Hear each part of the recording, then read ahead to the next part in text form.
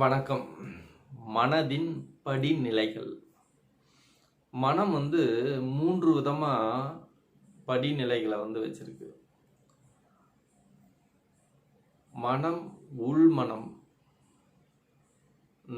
ஆழமான மனம், நடுமனம், மேல்மனம். ஆழ்மனம், நடுமனம், மேல்மனம். மேல்மனத்துல ஒரு குறிப்பிட்ட விஷயங்கள் மட்டும்தான் பதிவாகும். நடு மனத்தில் நடுநிலையாக இருக்கக்கூடிய மனதில் ஒரு குறிப்பிட்ட விஷயம் தான். அதே போல் ஆள் மனதிலையும் அதுதான். ஒவ்வொரு பிரிவாக அது பிரிச்சுக்குது. எல்லாத்தையும் ஒரே இடத்துல போய் அது பதிவு பண்ணுறதில்ல இந்த மனம். நீங்கள் இளம் வயசில் நீச்சல் ஒரு 10 வயசில் நீச்சல் பழகுனீங்க. என்றைக்கோ போனீங்க, நீச்சல் பழகிட்டீங்க. ஒரு 10 நாளோ ஒரு மாதமோ ஊரில் இருக்கும்போது கிணத்துல குதிச்சு குளிச்சிங்க. அதுக்கப்புறம் கிணத்துல எப்பயுமே குளிக்கல. ஒரு 20 வருடங்களுக்கு அப்புறம் உங்களை பிடிச்சி தூக்கி தண்ணியில் போட்டாச்சு. என்ன பண்ணுவீங்க? நீச்சல் அடித்து அப்படியே மேலே நிற்பீங்க. முடியும். எப்படி அந்த 20 வருஷத்துக்கு முன்னாடி கற்றுக்கிட்ட அந்த நீச்சல் இன்னைக்கு டக்குன்னு நமக்கு உடனே செயல்பட்டுச்சு. அப்படி நம்ம உடல் அசைவுகளோடு உயிர் சம்பந்தப்பட்ட பய உணர்வோட பயம் கலந்த நீங்கள் ஒரு பதட்டமான சூழ்நிலையில் ஏற்பட்ட அனுபவங்கள் இருக்குல்ல, பயம், பதட்டம், இந்த மாதிரி ஒரு சூழ்நிலைகளில் ஏற்பட்ட அனுபவங்கள், கற்றுக்கிட்ட வித்தைகள், ரொம்ப உணர்ச்சி வசப்பட்டு நீங்கள் ஏற்படுத்திய சம்பவங்கள், கேட்ட சம்பவமாக இருந்தால் கூட பதிவாயிடும். ஆழ்மனதுக்கு போயிடும், ஸ்ட்ரெயிட்டாக போயிடும். வெயிட் ஜாஸ்தி இருக்கு. ரொம்ப ஸ்ட்ராங்கான விஷயம். காதல் தோல்வி, முதல் காதல் தோல்வி, அந்த பொண்ணோட பேர், எல்லா விஷயம், அந்த பொண்ணை பற்றி எல்லா விஷயம் அப்படியே உள்ள ஸ்ட்ராங்காக போய் ஆழ்மனதில் பதிந்து. நீங்கள் அதுக்கப்புறம் நீங்கள் எத்தனையோ காதலசம் கடந்து வந்திருப்பீங்க. எத்தனாவது அந்த பொண்ணு, எத்தனாவது அந்த தெரியாது. முதல்ல 1ஆம் வகுப்பு வாத்தியார் இன்னும் பல பேர்த்துக்கு ஞாபகம் இருக்கும். வாத்தியாரோட பேர், அவரோட நினைவுகள்லாம் நமக்கு பதிவுகள் இருக்கும். எல்லா ஆசிரியர்களும் நமக்கு பதிவு இருக்க மாட்டாங்க. அந்த முதல் ஆசிரியர் உங்களுக்கு கற்றுக் கொடுத்த, உங்களுக்கு ஞாபகம் வரும் பொழுது கற்றுக் கொடுத்த அந்த ஆசிரியர் நமக்கு ஞாபகத்தில் இருப்பாங்க. ரொம்ப நம்ம மனதோட இமோஷனாக உணர்ச்சி வசப்பட்டு ரொம்ப உணர்வுபூர்வமாக தொடர்ந்து அவங்கள நீங்கள் ஒரு 3 மாதம் 6 மாதம் பழகிய உறவுகள், இதெல்லாம் ஆழ்மனதில் போய் பதிஞ்சிடும். அம்மா, அப்பா, நேற்று ஒரு வாரத்துக்கு முன்னாடி ஒருத்தர் 10 பேர்த்தோட ஒருத்தர் பார்த்தா, ஏதோ மீட்டிங் போனால், அடுத்து 6 மாதம் ஆரம்பிச்சு அந்த மீட்டிங் போனால் அவரை ஞாபகம் இருக்கு.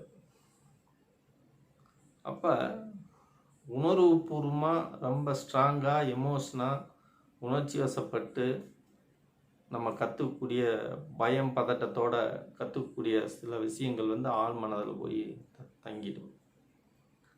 ரொம்ப டெம்பரவரியாக இருப்பாங்க. இப்போ நம்ம ஒரு நண்பரை பழகியிருப்போம். அவங்களுக்கு 2 குழந்தைகள் இருப்பாங்க. நண்பர் நல்ல பழக்கமானவர் தான்.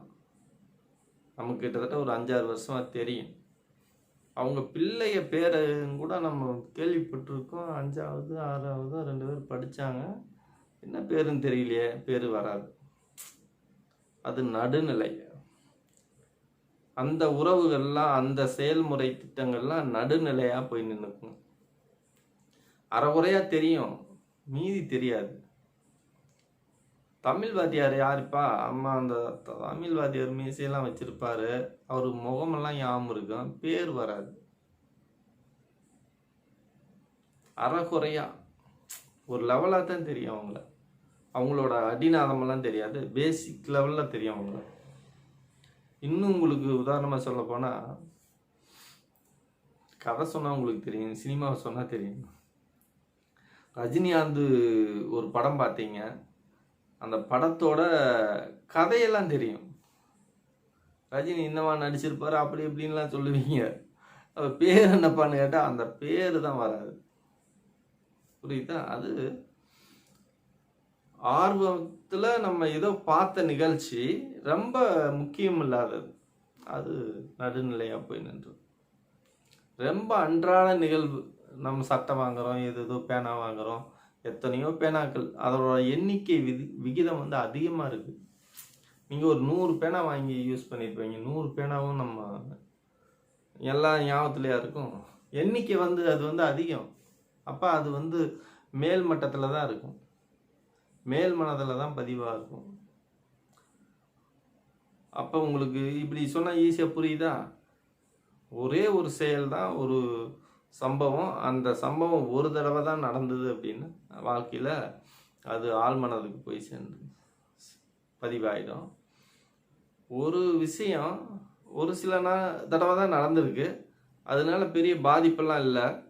ஆனால் அது தெரியும் அப்படின்னா நடுமனத்தில், இடைமனம் நடுமனத்தில் பதிவாயிடும். நிறையா தடவை போகிறோம் வர்றோம், யூஸ்லான விஷயம். நம்ம பாண்டி பஜாருக்கு போவோம், எல்லா கடையும் போவோம், எல்லா கடையும் பேர் ஞாபகத்தில் இருக்காது, ஏதாவது ஒன்று தான் ஞாபகத்தில் இருக்கும். அப்போது அந்த கடந்து போகிற எல்லா கடையிலையும் நம்ம ஞாபகத்தில் வச்சுக்க முடியாது, ஏதாவது ஒன்று தான் ஞாபகத்தில் வருது, அது ஆழ்மனத்துக்கு போயிடும். மற்றது அந்த பாண்டி பஜாருங்கிறது ஆழ்மனத்துக்கு போயிடும். நமக்கு தெரியும், எப்போ கேட்டாலும் சொல்லுவோம், எல்லா கடையிலையும் நம்மளால சொல்ல முடியாது, ஏதாவது ஒரு சில இடங்கள் மட்டும்தான் நமக்கு ஞாபகத்தில் வரும். அப்போ அடிமனம்,